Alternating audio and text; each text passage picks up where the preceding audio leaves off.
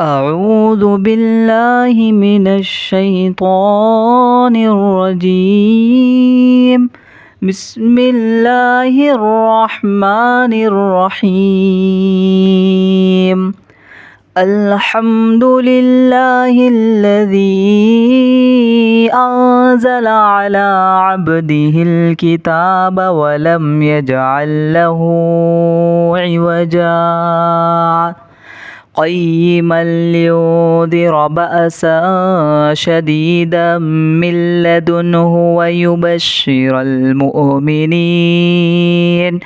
المؤمنين الذين يعملون الصالحات أن لهم أجرا حسنا ماكثين فيه أبدا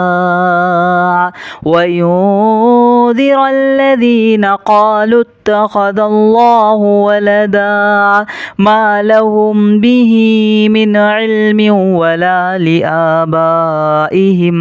كبرت كلمة تخرج من أفواههم إن يقولون إلا كذبا فلعلك باخع نفسك على آثارهم إن لم يؤمنوا بهذا الحديث أسفا إنا جعلنا ما على الأرض زينة لها لنبلوهم أيهم أحسن عملا وإنا لجاعلون ما عليها صعيدا جرزا أم حسبت أن أصحاب الكهف والرقيم كانوا من آياتنا عجبا إذ أوى الفتية إلى الكهف فقالوا ربنا آتنا من لدنك رحمة وهيئ لنا من أمرنا رشدا فضربنا على آذانهم في الكهف سنين عددا ثم بعثناهم لنعلم أي الحزبين أحصى لما لبثوا أمدا نحن نقص عليك نبأهم بالحق إنهم فتية آمنوا بربهم وزدناهم هدى وربطنا على قلوبهم إذ قاموا فقالوا ربنا رب السماوات والأرض لن ندعو من دونه إلها لقد قلنا إذا شططا هؤلاء قوم اتخذوا من دونه آلهة لولا يأتون عليهم بسلطان بين فمن أظلم ممن افترى على الله كذبا وإذ اعتزلتموهم وما يعبدون إلا الله فأووا إلى الكهف ينشر لكم ربكم من رحمته ويهيئ لكم من أمركم مرفقا وترى الشمس إذا طلعت تزاور عن كهفهم ذات اليمين وإذا غربت تقرضهم ذات الشمال وهم في فجوة من ذلك من آيات الله من يهد الله فهو المهتد ومن يضلل فلا تجد له وليا مرشدا وتحسبهم أيقاظا وهم رقود ونقلبهم ذات اليمين وذات الشمال وكلبهم باسط ذراعيه بالوصيد لو اطلعت عليهم لوليت منهم فرارا ولملئت منهم رعبا وكذلك بعثناهم ليتساءلوا بينهم قال قائل منهم كم لبثتم قالوا لبثنا يوما أو بعض يوم قالوا ربكم أعلم بما لبثتم فابعثوا أحدكم بورقكم هذه إلى المدينة فلينظر أيها أزكى طعاما فليأتكم برزق منه وليتلطف ولا يشعرن بكم أحدا إنهم إن يظهروا عليكم يرجموكم أو يعيدوكم في ملتهم ولا تفلحوا إذا أبدا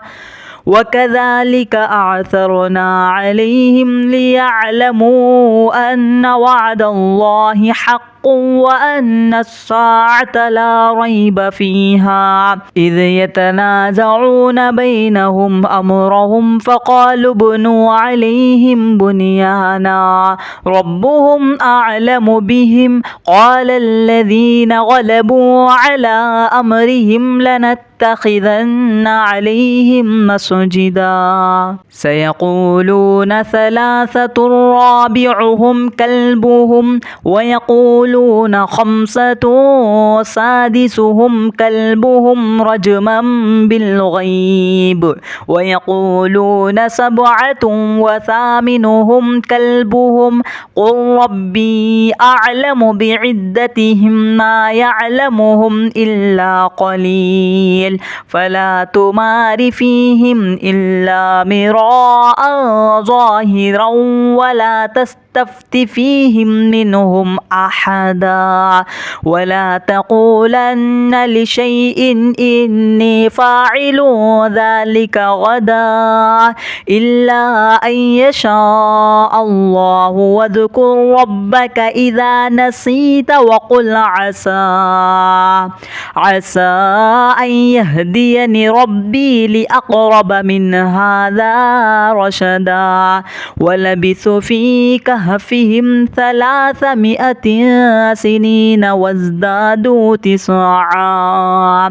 قل الله أعلم بما لبثوا له غيب السماوات والأرض أبصر به وأسمع ما لهم من دونه من ولي ولا يشرك في حكمه أحدا واتل ما أوحي إليك من كتاب ربك لا مبدل لكلماته ولا تجد من دونه ملتحدا واصبر نفسك مع الذين يدعون ربهم بالغداة والعشي يريدون وجهه ولا تعد عيناك عنهم تريد زينة الحياة الدنيا ولا تطع من أغفلنا قلبه عن ذكرنا واتبع هواه وكان أمره فرطا وقل الحق من ربكم فمن شاء فليؤمن ومن شاء فليكفر إنا أعتدنا للظالمين نارا أحاط بهم سرادقها وإن يستغيثوا يغاثوا بماء كالمهل يشوي الوجوه بئس الشراب وساءت مرتفقا إن الذين آمنوا وعملوا الصالحات إنا لا نضيع أجر من أحسن عملا أولئك لهم جنات عدن تجري من تحتهم الأنهار يحلون فيها من أساور من ذهب ويلبسون ثيابا خضرا من سندس واستبرق متكئين فيها على الأرائك نعم الثواب وحسنت مرتفقا واضرب لهم مثل الرجلين جعلنا لأحدهما جنتين من أعناب وحففناهما بنخل وجعلنا بينهما زرعا كلتا الجنتين آتت أكلها ولم تظلم منه شيئا وفجرنا خلالهما نهرا وكان له ثمر فقال لصاحبه وهو يحاوره أنا أكثر منك مالا وأعز نفرا ودخل جنته وهو ظالم لنفسه قال ما أظن أن تبيد هذه أبدا وما أظن الساعة قائمة ولئن رددت إلى ربي لأجدن خيرا منها منقلبا قال له صاحبه وهو يحاوره أكفرت بالذي خلقك من تراب ثم من نطفة ثم سواك رجلا لكن هو الله ربي ولا أشرك بربي أحدا ولولا إذ دخلت جنتك قلت ما شاء الله لا قوة إلا بالله إن ترني أنا أقل منك مالا وولدا فعسى ربي أن يؤتيني خيرا من جنتك ويرسل عليها حسبانا من السماء فتصبح سعيدا زلقا أو يصبح ماؤها غورا فلن تستطيع له طلبا وأحيط بثمره فأصبح يقلب كفيه على ما أنفق فيها وهي خاضعة على عروشها ويقول يا ليتني لم أشرك بربي أحدا ولم تكن له فئة ينصرونه من دون الله وما كان منتصرا هنالك الولاية لله الحق هو خير ثوابا وخير عقبا واضرب لهم مثل الحياة الدنيا كماء إن أنزلناه من السماء فاختلط به نبات الأرض فأصبح هشيما تذروه الرياح وكان الله على كل شيء مقتدرا المال والبنون زينة الحياة الدنيا والباقيات الصالحات خير عند ربك ثوابا وخير أملا ويوم نسير الجبال وترى الأرض بارزة وحشرناهم فلم نغادر منهم أحدا وعرضوا على ربك صفا لقد جئتمونا كما خلقناكم أول مرة بل زعمتم أن لن نجعل لكم موعدا ووزع الكتاب فترى المجرمين مشفقين مما فيه ويقول يا ويلتنا ما لهذا الكتاب لا يغادر صغيرة ولا كبيرة إلا أحصاها ووجدوا ما عملوا حاضرا ولا يظلم ربك أحدا وإذ قلنا قلنا للملائكة اسجدوا لآدم فسجدوا إلا إبليس كان من الجن ففسق عن أمر ربه أفتتخذونه وذريته أولياء من دوني وهم لكم عدو بئس للظالمين بدلا ما أشهدتهم خلق السماوات والأرض ولا خلق أنفسهم وما كنت متخذ المضلين عضدا ويوم يقول نادوا شركائي الذين زعمتم فدعوهم فلم يستجيبوا لهم وجعلنا بينهم موبقا ورأى المجرمون النار فظنوا أنهم مواقعها ولم يجدوا عنها مصرفا ولقد صرفنا في هذا القرآن للناس من كل مثل وكان الإنسان أكثر شيء جدلا وما منع الناس أن يؤمنوا إذ جاءهم الهدى ويستغفروا ربهم إلا أن تأتيهم سنة الأولين أو يأتيهم العذاب قبلا وما نرسل المرسلين إلا مبشرين ومنذرين ويجادل الذين كفروا بالباطل ليدحضوا به الحق واتخذوا آياتي وما أنذر هزوا ومن أظلم ممن ذكر بآيات ربه فأعرض عنها ونسي ما قدمت يداه إنا جعلنا على قلوبهم أكنة أن يفقهوه وفي آذانهم وقرا وإن تدعهم إلى الهدى فلن يهتدوا إذا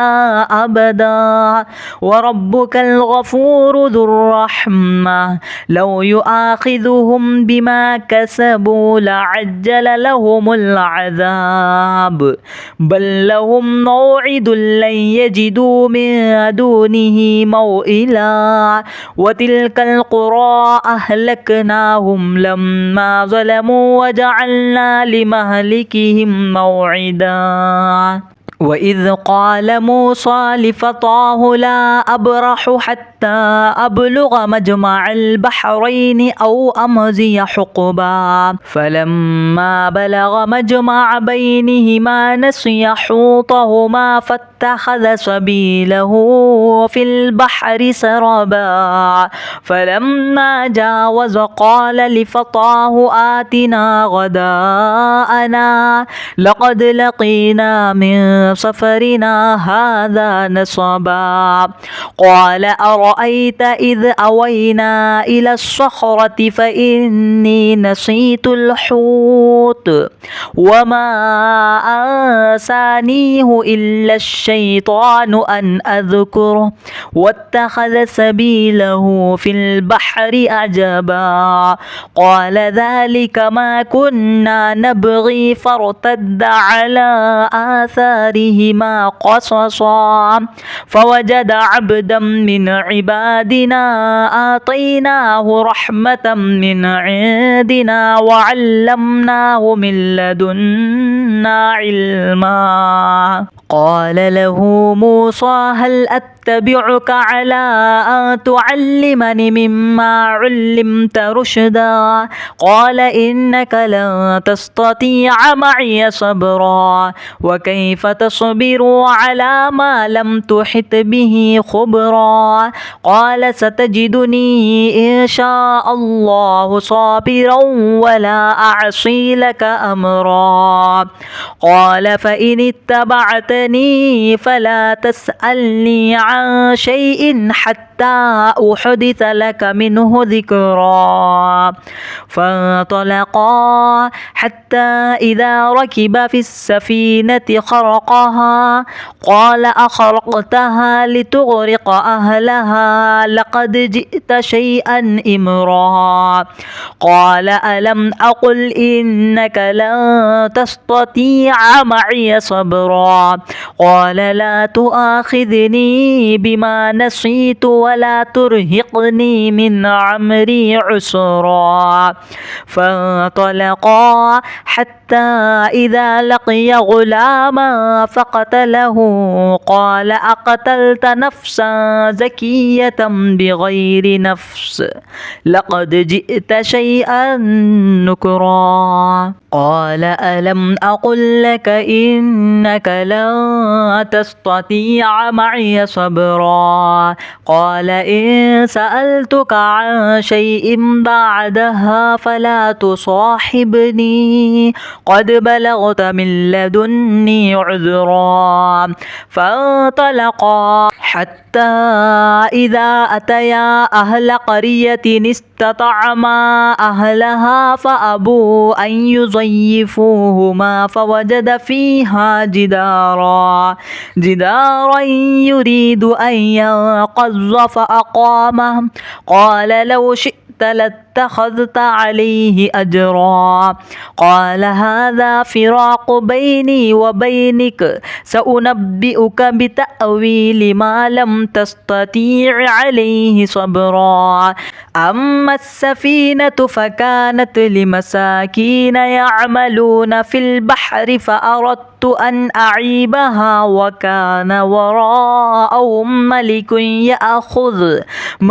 يأخذ كل سفينة غصبا. وأما الغلام فكان أبواه مؤمنين فخشينا أن يرهقهما طغيانا وكفرا. فأردنا أن يبدلهما ربهما خيرا منه زكاة وأقرب رحما. وأما الجدار فكان لغلامين يتيمين في المدينة وكان تحته كنز لهما وكان أبوهما صالحا. فأراد ربك أن يبلغا أشدهما ويستخرجا كنزهما رحمة من ربك وما فعلته عن أمري ذلك تأويل ما لم تستطع عليه صبرا. ويسألونك عن ذي القرنين قل سأتلو عليكم منه ذكرا. إنا مكنا له في الأرض وآتيناه من كل شيء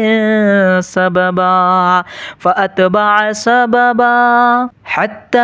إذا بلغ مغرب الشمس وجدها تغرب في عين حمئة ووجد عندها قوما. قلنا يا ذا القرنين إما أن تعذب وإما أن تتخذ فيهم حسنا. قال أما من ظلم فسوف نعذبه ثم يرد إلى ربه فيعذبه عذابا نكرا. وأما من آمن وعمل صالحا فله جزاء الحسنى وسنقول له من أمرنا يسرا. ثم أتبع سببا حتى إذا بلغ مطلع الشمس وجدها تطلع على قوم لم نجعل لهم من دونها سترا. كذلك وقد أحطنا بما لديه خبرا. ثم أتبع سببا حتى إذا بلغ بين السدين وجد من دونهما قوما لا يكادون يكادون يفقهون قولا قالوا يا ذا القرنين إن يأجوج ومأجوج مفسدون في الأرض فهل نجعل لك خرجا على أن تجعل بيننا وبينهم سدا قال ما مكني فيه ربي خير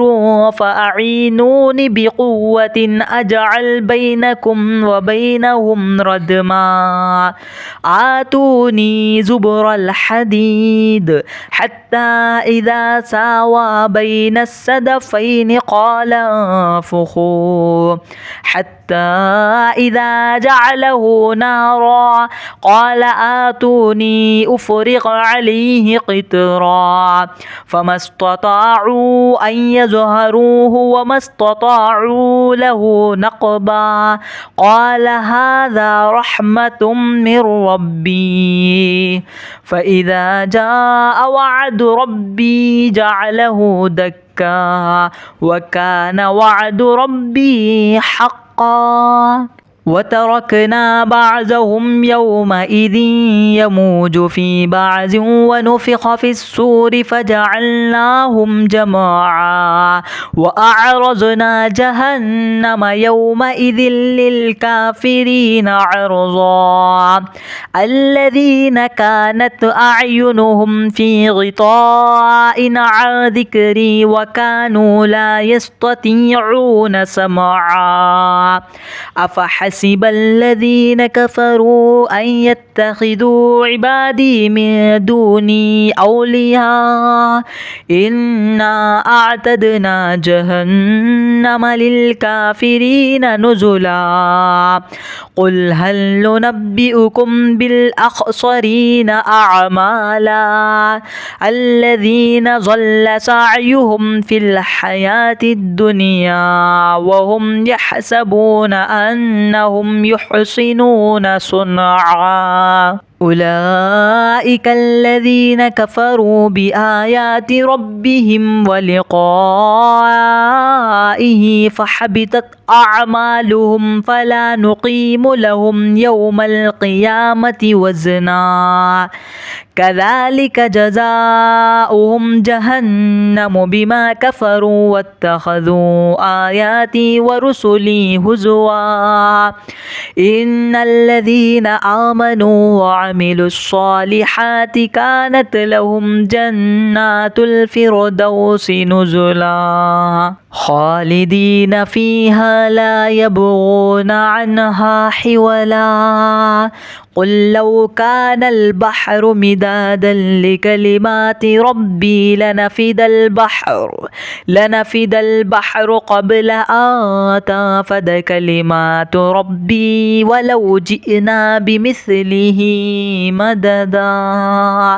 قل إنما أنا بشر مثلكم يوحى إلي أنما إلهكم إله واحد